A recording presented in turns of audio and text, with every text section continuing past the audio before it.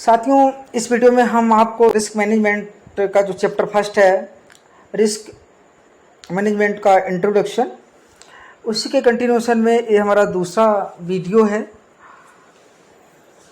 तो इसमें हम लोग पढ़ेंगे कि जो रिस्क होता है, हमने प्रीवियस वीडियो में जाना कि रिस्क क्या होता है, किसे रिस्क क्या होता है, किसे कहते हैं और ये कितने प्रकार का होता है, उन प्रकारों के बारे में भी कुछ हमने पढ़ा था। यहाँ पर फिर से हम थोड़ा डिटेल में पढ़ेंगे कि जो रिस्क होता है वो क्या होता है और कौन कौन सा रिस्क किस किस तरह से हम उसको का अध्ययन करते हैं। ठीक है, आइए सबसे पहले हम देखते हैं कि अगर हम रिस्क मैनेजमेंट के पॉइंट ऑफ व्यू से देखें तो जो बैंकिंग बिजनेस है इसको 2-3 ग्रुपों में बांटा गया है। यानी कहने का मतलब सिंपल सा ये हुआ कि जो बैंकिंग इंडस्ट्री है, जो बैंकिंग बिजनेस है, इसको 2-3 भागों में हम मोटा 2-3 भागों में बांट लेते हैं। पहला बैंकिंग बुक, दूसरा ट्रेडिंग पोर्टफोलियो और तीसरा ऑफ बैलेंस शीट एक्सपोजर। तो हम बात करेंगे सबसे पहले कि बैंकिंग बुक क्या होती है उसके बारे में। जैसा कि नाम से भी प्रतीत होता है, बैंकिंग बुक यानी बैंक में जो ट्रांजैक्शन होते हैं उनको रिकॉर्ड करना। और जो ट्रांजैक्शन है वो किससे संबंधित होंगे कि जो बैंकिंग बुक होगी इसमें सभी प्रकार के एडवांसेस, डिपॉजिट, बारोइंग्स को ऐड किया जाएगा, जो चाहे कमर्शियल से रिलेट की हो चाहे रिटेल बैंकिंग ऑपरेशन से संबंधित। सभी प्रकार की एसेट लायबिलिटी बैंकिंग बुक में रिकॉर्ड की जाएंगी, जिनकी कुछ विशेषताएं निम्न इस प्रकार से हैं। They are normally held until maturity. Normally क्या होता है कि ये जो एसेट्स एंड लायबिलिटी होती हैं, जिनकी मैच्योरिटी की जहाँ तक बात करें तो इनका एक टेन्योर होता है सभी सिक्योरिटियों को अलग अलग। जैसे कि मान लीजिए आपने किसी को हाउसिंग लोन दिया तो उसका हमने दे दिया कि इसको 20 साल में वापस करना है या 10 साल में वापस करना है या 15 साल में वापस करना है। इसी तरह से जो हम जनता से पैसा लेते हैं, जैसे मान लीजिए हमने टर्म डिपॉजिट बना दिया, FDR बना दी या RD है, तो उसका एक टेन्योर फिक्स कर दिया कि भाई आप 1 साल के लिए बनाओ या 6 महीने के लिए बनाओ। ठीक है, उस तरह से मतलब ये टेन्योर पे डिपेंड करती है। तो अक्सर क्या होता है कि अमूमन ये होता है कि अंटिल मैच्योरिटी तक इसको रखा जाता है। सेकंड है कि accrual system of accounting is applied. और इस पर क्या होता है, बैंकिंग में क्या होता है, जब हम बैंकिंग बुक की बात करते हैं तो इसमें एक्रूल सिस्टम को अप्लाई किया जाता है। They are not the subject to the market to market exercise है। मार्क टू मार्केट ये एक बहुत अच्छा फ्रास है, बहुत अच्छा मतलब एक आप कह सकते हैं नहीं जिसको मतलब आइडियम्स है। तो एमटीएम का मतलब ये हुआ कि जो मार्केट में उतार चढ़ाव, जो रेट ऑफ इंटरेस्ट से संबंधित या अन्य किसी से संबंधित जो उतार चढ़ाव हैं, उन उतार चढ़ाव के मद्देनज़र यथा स्थिति को, मतलब जो उसकी आर्थिक स्थिति है, उस आर्थिक स्थिति को आइडेंटिफाई करना। नेक्स्ट है कि ये अट्रैक्ट करता है, they attract capital charge on credit risk and not on market risk. Banking book पे क्या होता है कि इसमें जो कैपिटल चार्ज होगा वो क्रेडिट रिस्क पे होगा, ना कि मार्केट रिस्क पे होगा। ठीक है, हम क्रेडिट कैपिटल चार्ज के बारे में, क्योंकि मेन रूप से जो रिस्क की अगर बात करें तो रिस्क हमारे क्या होते हैं, क्रेडिट रिस्क हो गया, मार्केट रिस्क हो गया और ऑपरेशनल रिस्क हो गया। तो इन तीनों रिस्कों पे क्या होता है कि कैपिटल चार्ज लगता है। ठीक है, जैसे अगर ऑपरेशनल पे बात करें तो लगभग में 15% लगता है। इस तरह से चार्ज अलग अलग लगते हैं।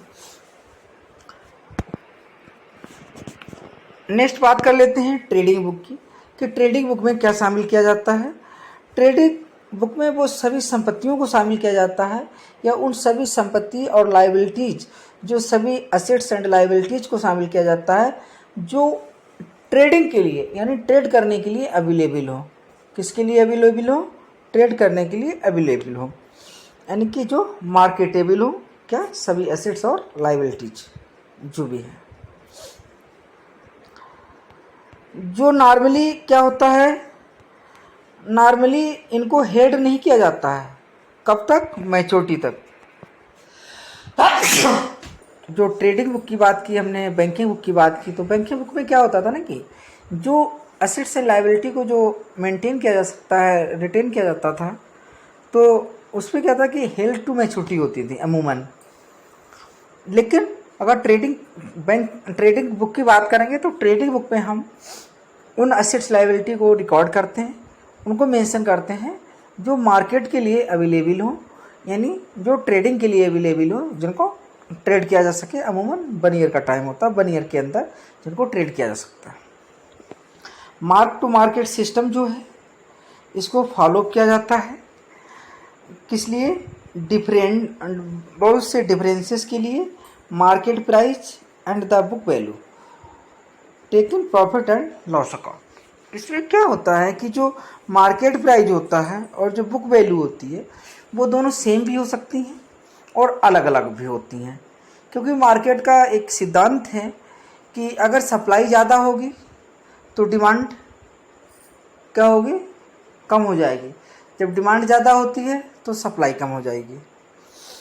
इससे क्या होता है कि जो प्राइस की बात होती है, जो रेट की बात होती है, मार्केट प्राइस की बात अगर करें तो ये डिमांड और सप्लाई पर डिपेंड करता है। यानी मान लीजिए सप्लाई बहुत ज़्यादा है और डिमांड है नहीं, तो उसका क्या होगा? रेट ऑटोमेटिक डाउन हो जाएगा। यानी कहने का मतलब सिंपल सा ये हुआ कि जो मार्केट रेट होता है, मार्केट प्राइस होता है और बैंक बुक वैल्यू प्राइस होता है, वे दोनों डिफरेंट हो सकते हैं। आइए बात करते हैं ट्रेडिंग बुक की। ट्रेडिंग बुक मोस्टली क्या होता है, इसमें fixed income, securities, equities, foreign exchange holdings, commodities इत्यादि को इसमें शामिल किया जाता है।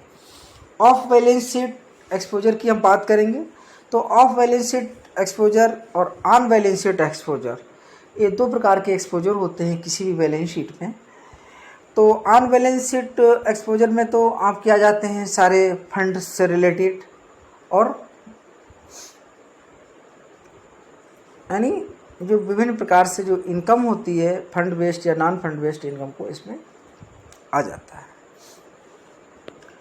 लेकिन अगर ऑफ बैलेंस शीट की बात करें तो इसमें क्या होता है कि ये एक प्रकार का ऐसा एक्सपोजर है जिसमें कॉन्टीजेंट नेचर में रहता है। मतलब जैसे मान लीजिए आपने लेटर ऑफ क्रेडिट इशू कर दिया, लेटर ऑफ क्रेडिट का पेमेंट करना है बैंक को या नहीं करना है ये ज़रूरी नहीं है, ये कॉन्टीजेंट है, मतलब देना पड़ भी सकता है बैंक को और नहीं भी पड़ सकता है। तो इसलिए ये किस में कैलकुलेट होगा, किस में इंक्लूड किया जाएगा? ऑफ बैलेंस शीट एक्सपोजर में।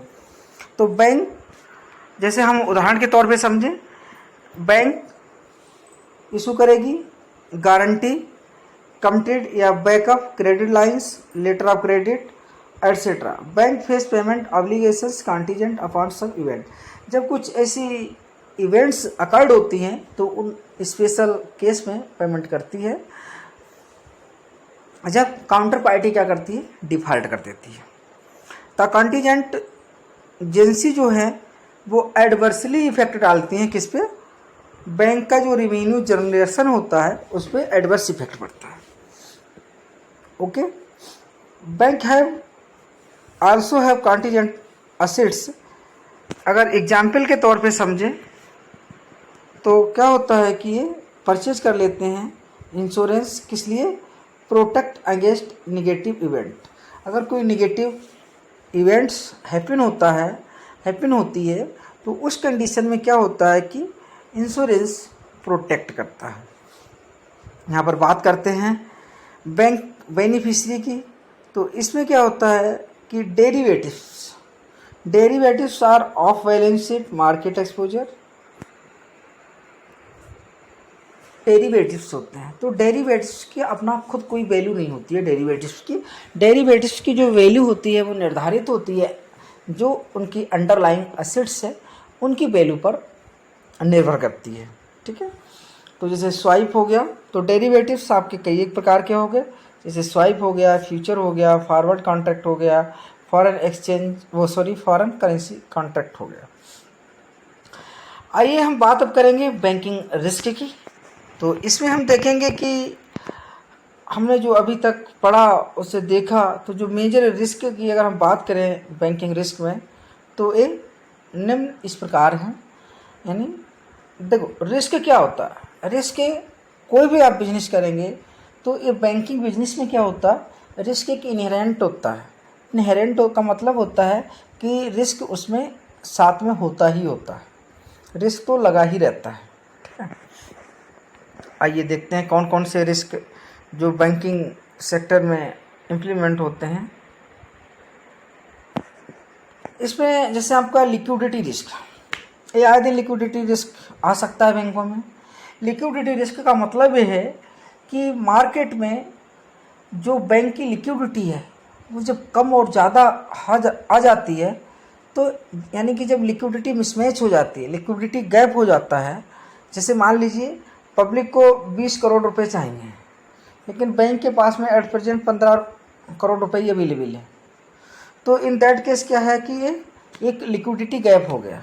जब ये लिक्विडिटी गैप हो गया तो ये आपका लिक्विडिटी रिस्क में आएगा और ये लिक्विडिटी रिस्क कहलाएगा। यानी दूसरी भाषा में अगर हम बात करें लिक्विडिटी रिस्क की, तो लिक्विडिटी रिस्क का सीधा सा मतलब हुआ जहाँ पर आपकी लायबिलिटी एक्सिस हो जाए, किससे? एसेट से। जब आपकी लायबिलिटी एसेट से एक्सिस हो जाती हैं तो वहाँ पर लिक्विडिटी रिस्क अराइज होता है। इंटरेस्ट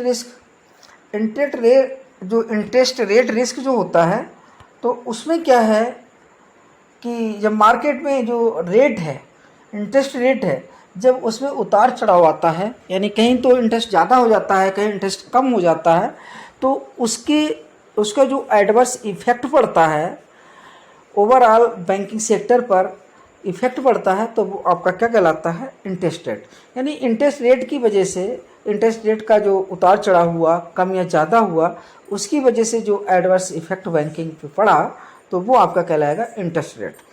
नेक्स्ट है मार्केट रिस्क। तो मार्केट रिस्क को आप लोगों को हम एक डिटेल वीडियो भी इस पे बनाएंगे, उसमें आप लोगों को समझाएंगे कि मार्केट रिस्क क्या होता है।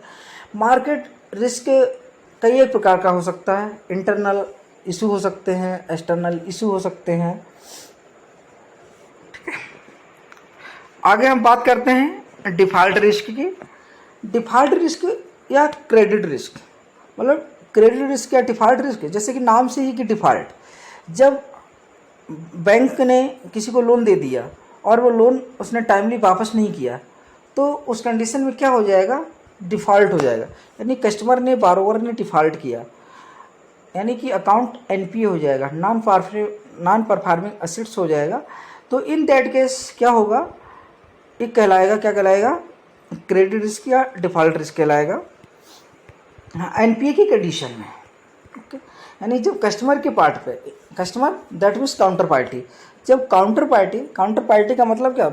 आपको रिस्क मैनेजमेंट में बात करेंगे या ट्रेजरी मैनेजमेंट बात करेंगे या सीआईबी वगैरह में, या आपने जीआईबी में वगैरह में देखा होगा कि काउंटर पार्टी बहुत बड़ा आता है। तो काउंटर पार्टी का सिंपल सा मतलब है सामने वाली पार्टी।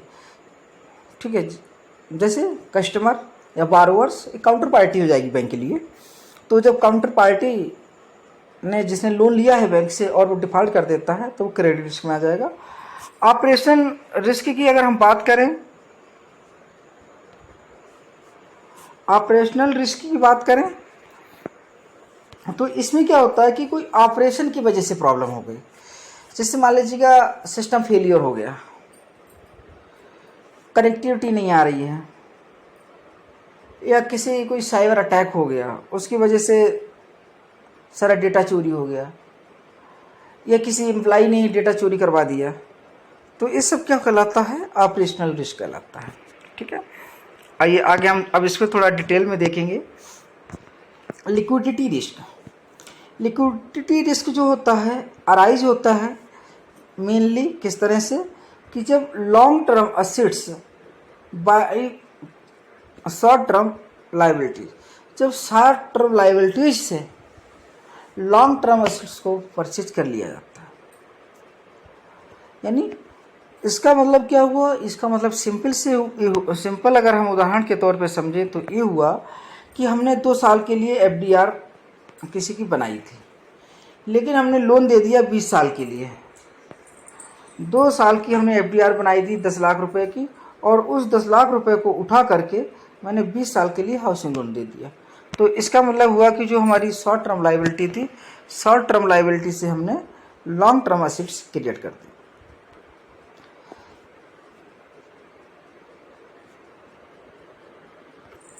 तो making liability subject to the roll over the refinancing risk, और इसमें रीफाइनेंसिंग रिस्क भी अराइज हो जाता है। लिक्विडिटी रिस्क को अगर हम डिफाइन करें और बेटर तरह से तो इसका क्या हो सकता है, इसका सिंपल सा ये हो सकता है कि इनएबिलिटी अयोग्यता to obtain fund to meet cash flow obligations to reasonable rate, कि जब हम प्रॉपर तरह से जो कैश फ्लो के जो ऑब्लिगेशंस हैं उनको फॉलो अप नहीं कर पाते हैं। अब इसमें आपके 3 प्रकार के रिस्क राइज होते हैं लिक्विडिटी रिस्क में। जो आपका लिक्विडिटी रिस्क होता है इसमें 3 तरह के रिस्क राइज होते हैं, या हम कह सकते हैं 3 तरह से लिक्विडिटी रिस्क को राइज होता है। पहला आपका फंडिंग हो गया, दूसरा आपका टाइम रिस्क हो गया, और तीसरा आपका कॉल रिस्क हो गया। तो अगर फंडिंग रिस्क की बात करें, जहां पर दिस अराइजेज, यानी कि फंडिंग रिस्क का मतलब हुआ the arises from the need to replace net outflow due to unanticipated withdrawal. जब अनएंटिसिपेटेड क्या हो, विड्रॉल्स हो, किस चीज़ का, नॉन रिन्यूअल ऑफ डिपॉजिट्स का, ये चाहे होलसेल की हो या रिटेल हो या premature closure of term deposit. जैसे कि कोई एफडीआर थी, वो 30 साल के लिए बनाई गई थी, और वो आकर के 1 महीने के बाद में कहता है कि हमको ये पैसा दे दो, हमको एक क्लोज करवानी है, ठीक है। तो इस केस में वो क्या हो जाएगा, फंड रिस्क अराइज हो जाएगा। या फिर जो एफडीआर थे नॉन रिन्यूअल थे और उनका विड्रॉल हो गया। अब बात करते हैं टाइम रिस्क की। अगर हम टाइम रिस्क की बात करें तो टाइम रिस्क में क्या होता है, टाइम रिस्क की अगर हम बात करें तो इसमें क्या होता है, जब कंपनसेंट होता है, क्या होता है, कंपनसेंट होता है non receipt of expected inflow of fund, यानी कि हमको मतलब बैंक को एक्सपेक्टेड था कि इतना फंड हमारे पास आएगा। यानी उसने मान लीजिए 10 लोगों को लोन दिया था, 10 लोगों की उसकी इंस्टॉलमेंट मान लो 10,000 रुपये थी, तो उसको बैंक ने एक्सपेक्ट किया कि 1 महीने में 1 लाख रुपए तो आना है, लेकिन अनफॉर्चुनेटली जो उसने बैंक ने कैश इनफ्लो का जो एक्सपेक्टेशन किया था वो नहीं आ रहा है। तो इन दैट केस में क्या होगा, ये आपका हो जाएगा टाइम रिस्क हो जाएगा। गुड। यानी टाइम रिस्क का मतलब सीधी सी भाषा में साधारण शब्दों में बात करें, जब हम किसी को लोन देते हैं और वो लोन की इंस्टॉलमेंट यानी लोन का पैसा टाइमली जमा नहीं करता है, जो दिए हुए शेड्यूल के अकॉर्डिंग टाइमली पैसा जमा नहीं करता है, तो वो टाइम रिस्क कहलाता है। तीसरा आपका होता है कॉल रिस्क। कॉल रिस्क का सिंपल सा मतलब है कि क्रिस्टलाइजेशन ऑफ कॉन्टीजेंट लाइबिलिटी, जो कॉन्टीजेंट लाइबिलिटी है उसका क्रिस्टलाइजेशन करना। ओके, इंटरेस्ट रेट रिस्क की आइए बात कर लेते हैं।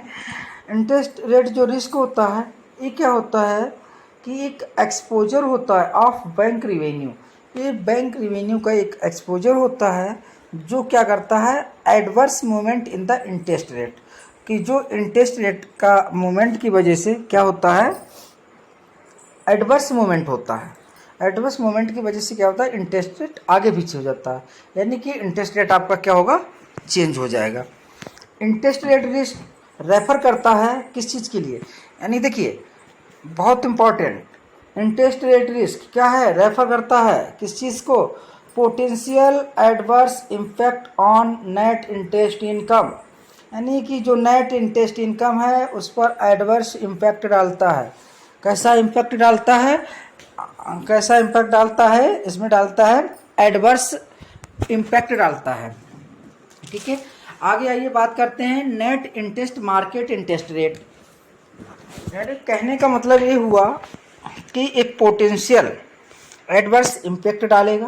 भाई देखो, अगर मान लीजिए आपने उसको 10% पे लोन दिया था, अब कुछ मार्केट में ऐसी उथल पुथल हुई, जैसे कि आप लोगों ने देखा होगा कि कोरोना आ गया था, तो कोरोना आने में क्या हुआ था कि सभी लोनों की जो इंस्टॉलमेंट थी उसको, अकाउंट जो लोन थे उनको रीशेड्यूल करने का आरबीआई ने ऑर्डर दिया था, आदेश दिया था, सर्कुलर जारी किया था, और साथ ही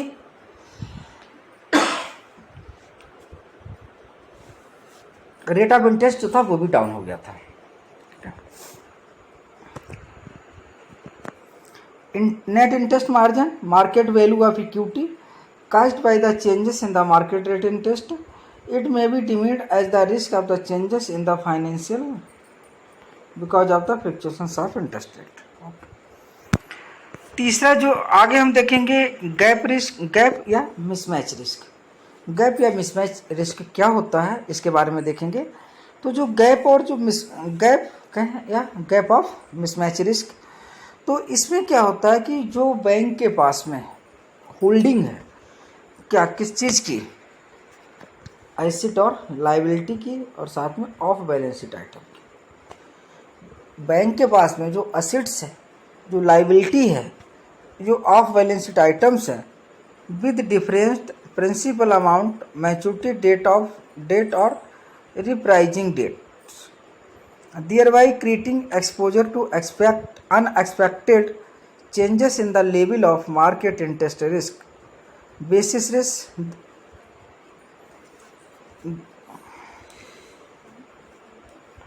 ये जो रेट होता है, कभी कभी तो क्या होता है, गैप या मिसमैच का मतलब ये हुआ कि भाई देखो, मान लीजिए हमने 2% पे, लाइक दोनों हम मान लीजिए 7% पर हमने किसी की एफडीआर करी थी, और हमने लोन उसको दिया था 9% पे। कुछ ऐसा मार्केट में उतार चढ़ाव हुआ कि एफडीआर का जो रेट ऑफ इंटरेस्ट था ये गिर करके, मतलब बढ़ करके 8% हो गया, और जो लोन का था वो 9% ही मान लो रहा। तब इसका जो मार्जिन रहेगा, तो अभी तक क्या था, 2% का मार्जिन हो रहा था, अब क्या 1% का मार्जिन है। तो इससे क्या होगा कि एक मिसमैच हो जाएगा। ठीक है, या दूसरा जो मेन रीजन है वो मिसमैच या गैप का क्या होता है, वो ये होता है कि हमने एक, मान लीजिए कि 10 साल के लिए एफडीआर कराने के लिए कोई आया था, हमने उसकी 10 साल के लिए एफडीआर की, और उस अमाउंट को हमने 20 साल के लिए लोन दे दिया। लेकिन सडनली क्या हुआ कि वो 1 महीने के बाद में आकर के कह रहा कि नहीं, मेरी एफडीआर बंद कर दो, मुझे पैसा दे दो। तो इस केस में क्या होता है कि एक गैप अराइज हो जाता है। ओके, आइए आगे चलते हैं।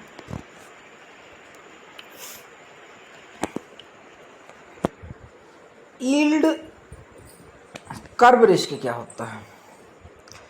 इन case of bank use to different instrument, जब एक बैंक 2 अलग अलग डिफरेंट इंस्ट्रूमेंट्स को यूज करता है डिफरेंट टाइम होरिजन में, for pricing their assets and liability, any non parallel movement in the yield curve would effect the NII, net interest income. देखो yield curve क्या है? यील्ड कर्व का मतलब हुआ जब इंटरेस्ट रेट में जो भी उतार चढ़ाव हुआ उसकी वजह से जो यील्ड कर्व था, जो प्रॉफिट का कर्व था, उसमें उतार चढ़ाव हुआ। यानी जब इंटरेस्ट के उतार चढ़ाव की वजह से जो इफेक्ट पड़ा, उस इफेक्ट को ग्राफिकल तौर पे रिप्रेजेंट करना ही क्या कहलाता है? यील्ड कर्व कहलाता है। मान लीजिए ये है,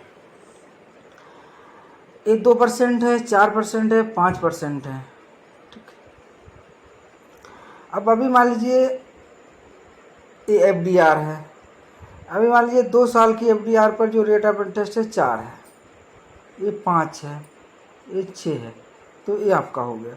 अब मान लीजिए 4 साल की FDR के लिए 3.5 रह जाए, तब ये हो गया इस तरह से, तब ये क्या कहलाएगा? कर्व कहलाएगा।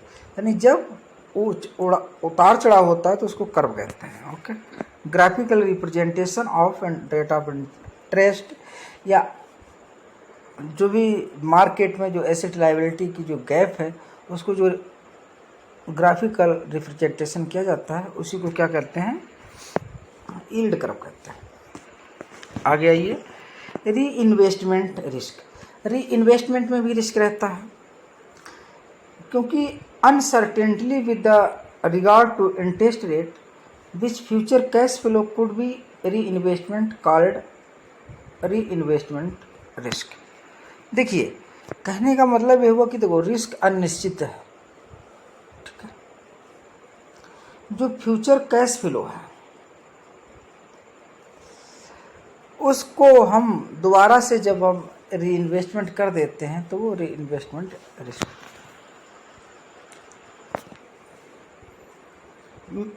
Ultimate mismatch in risk flow would expose the banks to variance in NII as the market interest rate move in the different direction. इससे क्या होता है कि जो NI नेट इंटरेस्ट इनकम जो है वो क्या होता है? डिफरेंट डायरेक्शन में होता है।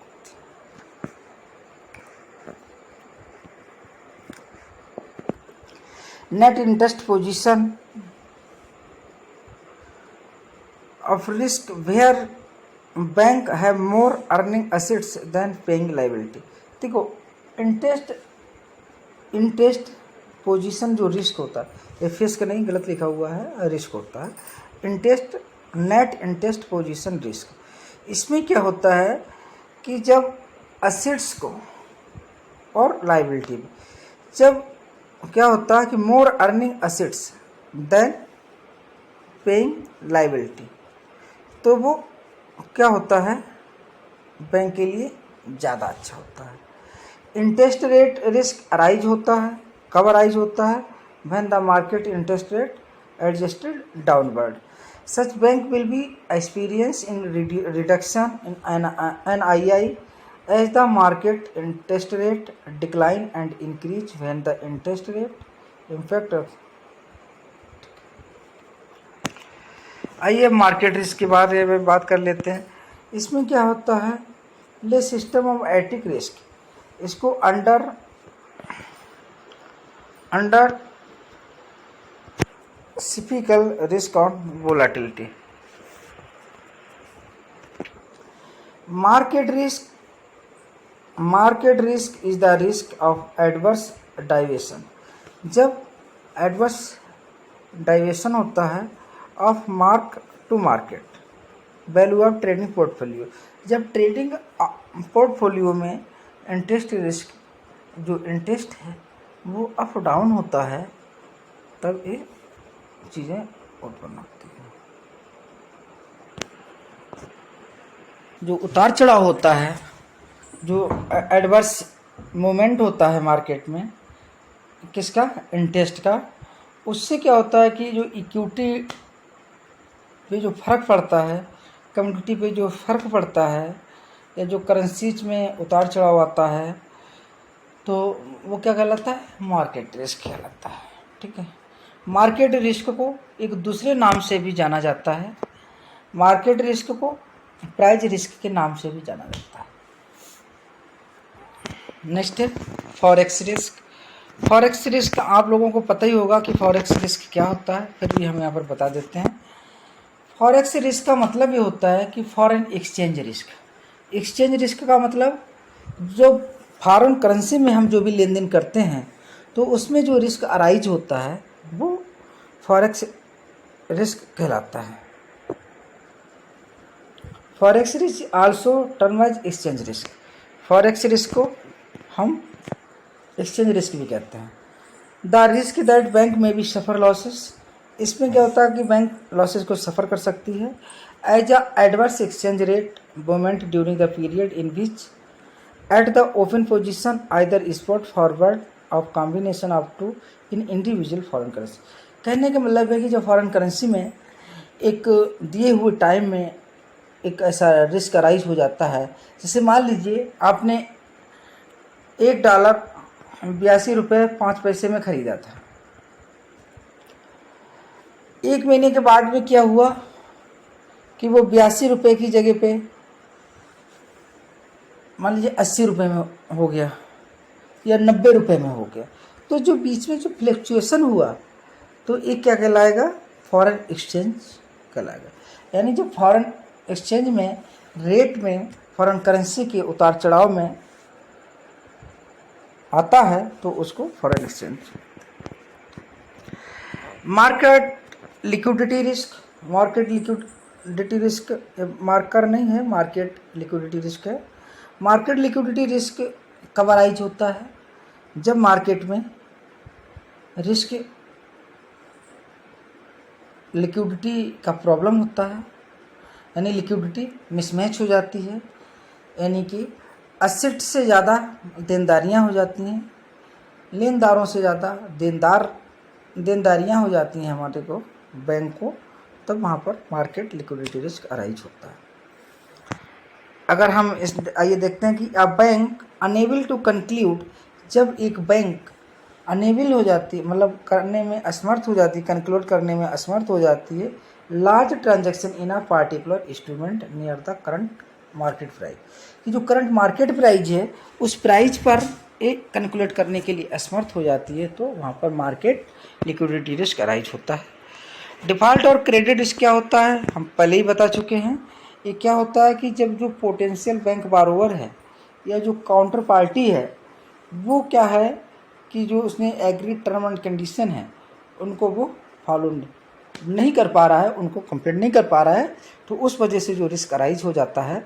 जैसे उदाहरण के तौर पर हम समझें कि मान लीजिए हमने किसी को, हमने का मतलब बैंक, जब बैंक ने 10 साल के लिए लोन दिया था जिसकी मान लीजिए इंस्टॉलमेंट 10,000 रुपये पर मंथ बनाई गई थी, लेकिन जो कस्टमर है, जो बारोवर है, जो काउंटर पार्टी है, वो 10,000 रुपये पर मंथ इंस्टॉलमेंट पे नहीं कर पा रहा है, तो वो कहलाएगा credit. Counter party risk. Counter party risk का मतलब बस वही हो गया कि सामने वाले जो काउंटर पार्टी है वो पेमेंट करने में असमर्थ हो रही है, रीजन जो भी हो, वाटिवर। कंट्री रिस्क के बारे में आइए थोड़ा सा देख लेते हैं। यहाँ पे जो कंट्री रिस्क होता है क्या होता है? कंट्री रिस्क होता है this is also type of credit risk. Country risk credit risk का ही टाइप है।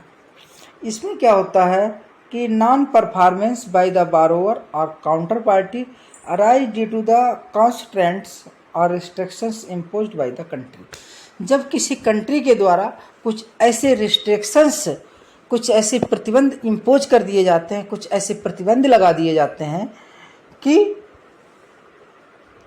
उस वजह से रिस्क अराइज हो जाता है। जैसे मान लीजिए हमने एग्जाम्पल के तौर पर समझा कि जब मान लीजिए चाइना से हमारा बहुत चाइनीज सामान आ रहा है इंडिया में, जो हमको सस्ता भी मिल रहा है या जो भी रेट है। अब इंडियन गवर्नमेंट ने क्या किया, उस पर प्रतिबंध लगा दिया। अब बीइंग अ बैंकर या बीइंग अ इम्पोर्टर, हमने वहाँ से ऑर्डर कर दिया, हमने ऑर्डर कर दिया, उसको एडवांस में पैसे भी पेमेंट कर दिए, हमारा ऑर्डर वहाँ से चल गया और इंडिया में आई थिंक कल तक आ जाएगा। इसी बीच में क्या हुआ, गवर्नमेंट ऑफ इंडिया ने कहा कि जो वहाँ से ऑर्डर आएगा तो उसको इंडिया में अलाउ नहीं किया जाएगा, या अलाउ किया जाएगा तो उस पर ये पेनल्टी लगेगी। तो ये क्या है, कंट्री रिस्क है। और कंट्री रिस्क एक क्रेडिट, जो कंट्री रिस्क होता है वो क्रेडिट रिस्क का ही एक पार्ट कहला, मतलब क्रेडिट रिस्क का ही एक टाइप है। ऑपरेशनल रिस्क में हम पहले भी बता चुके हैं, लेकिन फिर भी यहाँ पर देख लेते हैं। ऑपरेशनल रिस्क का मतलब हुआ कि जब inadequate या failed internal process or people and system or from external event, जब adequate, थैंक यू दोस्तों।